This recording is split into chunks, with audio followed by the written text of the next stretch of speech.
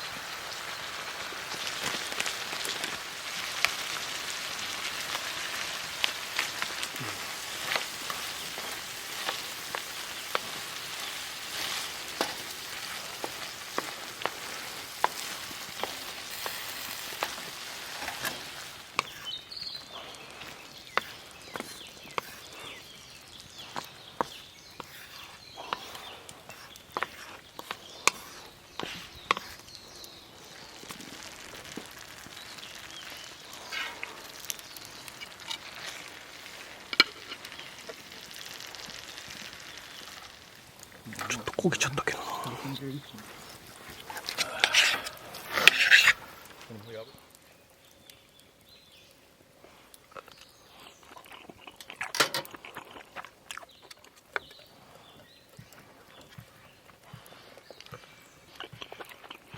うん、うまい。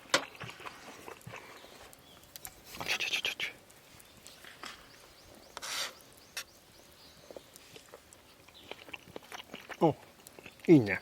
いいっすね。トマトベースの。トマトベースのカレーですね。カレーなんだこれ。うん、カレーこれでいいな。最高の炊き上がりですかこれ。はい。はい。ごちそうさまです。はい。カレーなんだこれね。この色で。カレー風味になってるんですね。じゃがいもはちょっと硬い。うるさい。ちょっと茹でたらんかったか。